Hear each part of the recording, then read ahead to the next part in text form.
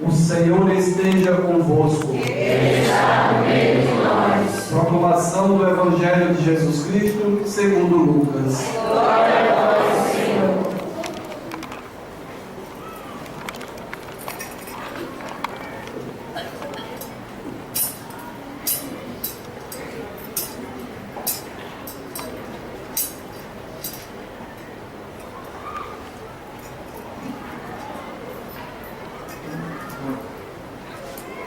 Naquele tempo, Jesus disse aos fariseus: havia um homem rico que se vestia com roupas finas e elegantes e fazia festas esplêndidas todos os dias. O pobre, chamado Lázaro, cheio de feridas, estava no chão à porta do rico. Ele queria matar a fome com as sobras que caíam da mesa do rico. E além disso, vinham os cachorros lamber suas feridas. Quando o pobre morreu, os anjos levaram-no para junto de Abraão. Morreu também o rico e foi enterrado. Na região dos mortos, no meio dos tormentos, o rico levantou os olhos e viu de longe a Abraão com Lázaro ao seu lado. Então gritou: Pai Abraão, tem piedade de mim, manda Lázaro molhar a ponta do dedo para me refrescar a língua, porque sofro muito nestas chamas. Mas Abraão respondeu: Filho, lembra-te que tu recebestes teus bens durante a vida, e Lázaro, por sua vez, os males.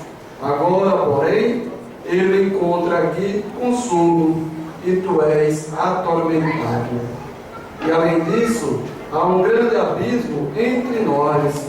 Por mais que alguém desejasse, não poderia passar daqui para junto de vós, e nem os daí poderiam atravessar até nós. O rico insistiu: Pai, eu te suplico, manda Lázaro à casa do meu pai, porque eu tenho 5 irmãos. Manda preveni-los, para que não venham também eles para este lugar de tormento. Mas Abraão respondeu: eles têm Moisés e os profetas, que o escutem. O rico insistiu: não, pai Abraão, mas se um dos mortos for até eles, certamente vão se converter. Mas Abraão lhe disse: se não escutam a Moisés nem aos profetas, eles não acreditarão, mesmo que alguém ressuscite dos mortos. Palavra da salvação. Glória a vós, Senhor.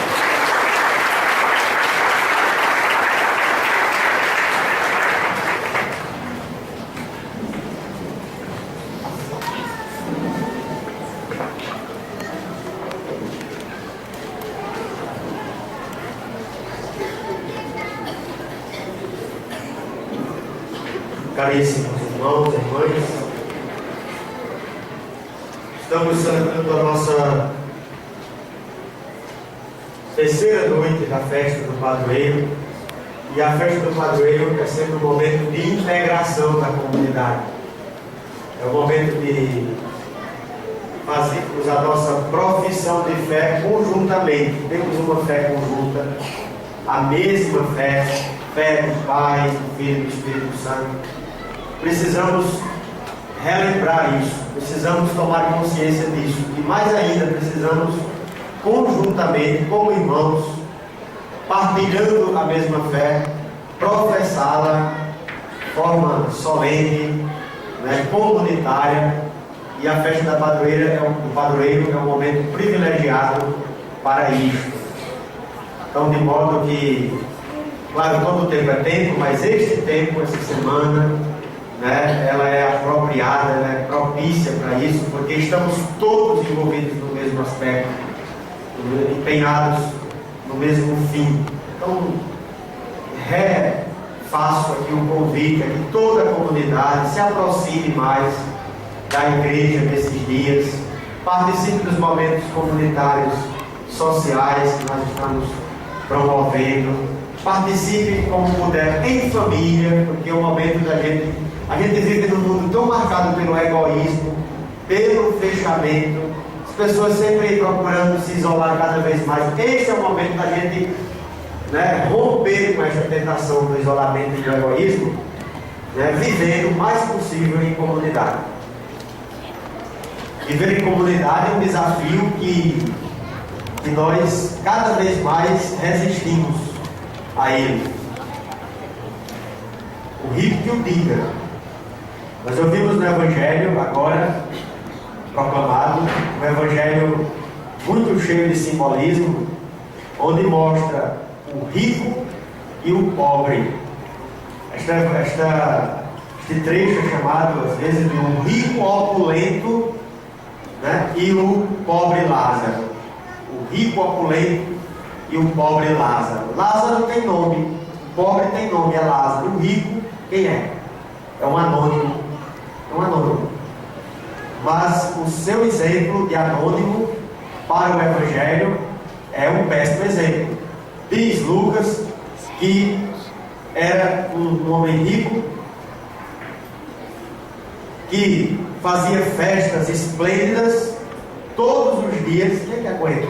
A gente tem o maior trabalho e sacrifício para fazer uma festa uma vez por ano, o rico, festas esplêndidas todos os dias, e vestia-se de roupas finas e elegantes.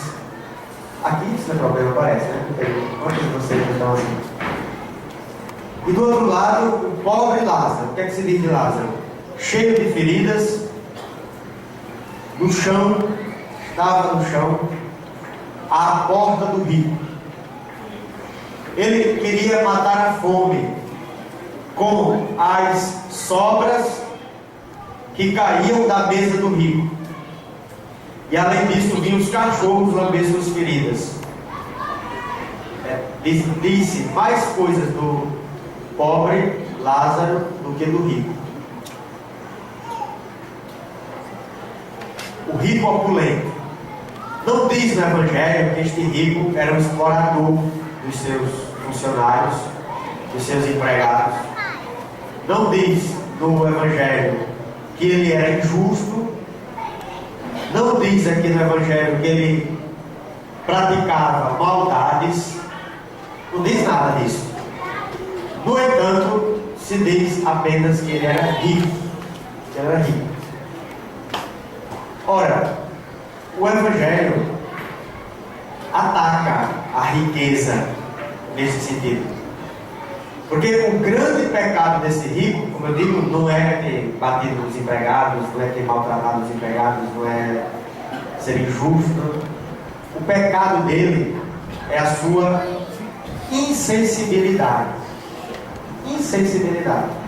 À sua porta tem um pobre que lhe bate a porta, espera as migalhas de sua mesa e não pode saborear a sua mesa, e nem isso, as migalhas. E o rico dentro de casa, na sua opulência, revela-se insensível. Insensível. Este é o grande pecado do rico. Ele vai para o inferno, segundo o Evangelho, por causa de sua insensibilidade, de sua incapacidade de sentir a fragilidade do outro, a pobreza do outro, a necessidade do outro. Quando nós perdemos a sensibilidade, lá se foi mais da metade de nós. Quase não somos mais gente. Quase não somos mais gente. Porque a sensibilidade é um termômetro para acusar outras virtudes nossas. Ou a virtude passa pela sensibilidade. Se não sente, também não age. Antigamente se discutia que na psicologia que nós somos inteligentes, humanos, sensíveis, porque somos racionais. Esta visão está ultrapassada já. né? Não é porque somos racionais. Quantas pessoas racionais não sentem nada? Né? O homem é um animal racional. É o que distingue dos outros animais. Será? Hoje se especula que a nossa diferença em relação aos outros animais, que nós também somos animais, é a emoção. Se não tem emoção, também não tem aprendizagem. Se não tem emoção, não tem vida social, não tem vida espiritual, religiosa. Então, o elemento aqui integrador dessas dimensões é a emoção. É a emoção. Não é? Não. É a emoção. Se não temos emoção, se não somos sensíveis, se não sentimos, também não aprendemos, não crescemos, não temos vida social, não nos relacionamos. Este evangelho aqui nos mostra um homem rico.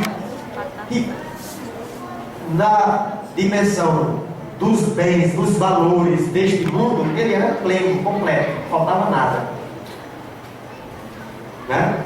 A analisá-lo, a julgá-lo pelas satisfações deste mundo, perfeito. Tinha tudo, não lhe faltava nada. Cada um sabe, né? Diz o poeta, cada um sabe a dor ou a delícia de ser o que é. A dor e a delícia ou a delícia de ser o que é. O pecado desse homem rico é o pecado do filho mais velho, do filho da parábola do filho pródigo. Lembram? Há 2 domingos atrás o Evangelho falava da parábola do filho pródigo. 2 filhos, um avoado, né? Pegou a herança, foi-se embora. Volta depois arrependido. O outro, insensível. Este teu filho, que gastou os bens com prostitutas, tu matas para ele um novilho e faz festa. Quer dizer, é incapaz também de sentir com a família. É incapaz de captar a alegria do pai que recuperou um filho perdido. Insensível. De novo, como o domingo passa nesse domingo do filho pródigo, o Evangelho é dirigido, como é hoje, aos fariseus. Naquele tempo, disse Jesus aos fariseus e fala sobre o rico, opulento e o pobre Lázaro. Então, de princípio, ser rico ou ser pobre não é a questão. A questão é, sempre digo isso, como lidamos com a riqueza, com os valores. Como a pessoa rica lida com aquilo que tem. Às vezes faz disso Deus. Quem não tem Deus, qualquer coisa é Deus. Qualquer coisa se torna Deus, porque ela está muito frágil, né? Muito vulnerável, qualquer coisa, até o dinheiro se torna Deus. O rico opulento, insensível, incapaz de captar o sofrimento do pobre que batia a sua porta. E o pobre Lázaro, assim como o rico, morre. Os dois morrem.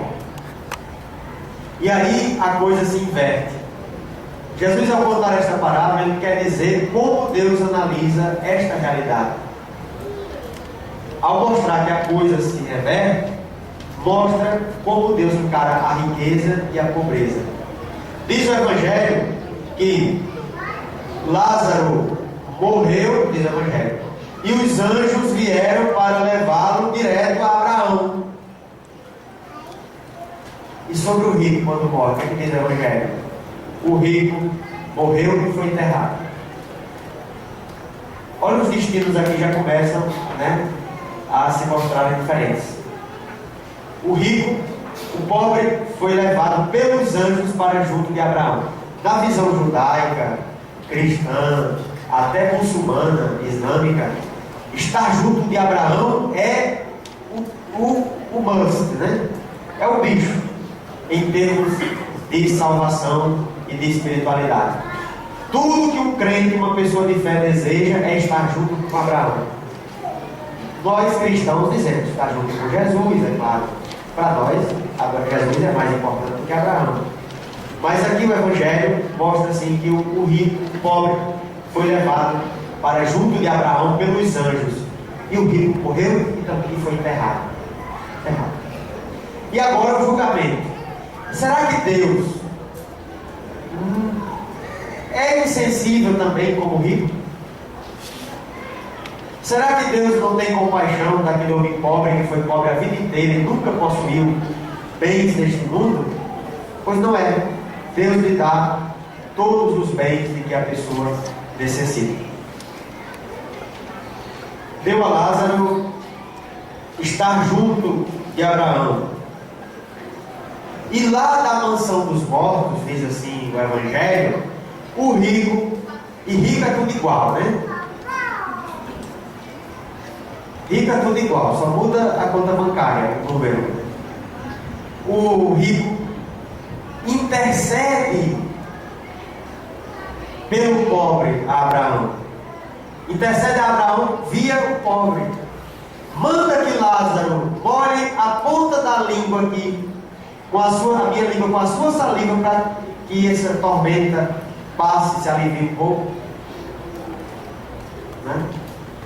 E mais ainda, diz o Evangelho, manda que algum dos mortos vá lá dizer aos meus irmãos que mudem de vida, que vivam diferentemente do que viveram, para ver se eles se salvam. O rico agora quer viver no céu como vive no inferno, ele está no inferno, como vivia no outro inferno aqui na terra, pedindo privilégios, interferências, é assim que o rico faz, e tem, né? Pistolões, como é que se diz mais? Pistolões, né? Cabo eleitoral, encosta, ajuda, né? Pediu a intercessão de Moisés para livrar os irmãos, está pedindo privilégio, ou seja, transfere para o céu, para as realidades espirituais, a mesma história de vida que tinha aqui, errada. Como eu digo, o problema não é ser rico, não é ser pobre, o problema é como nós encaramos esta realidade, como nós vivemos isto daqui. Tem um estudo que mostra que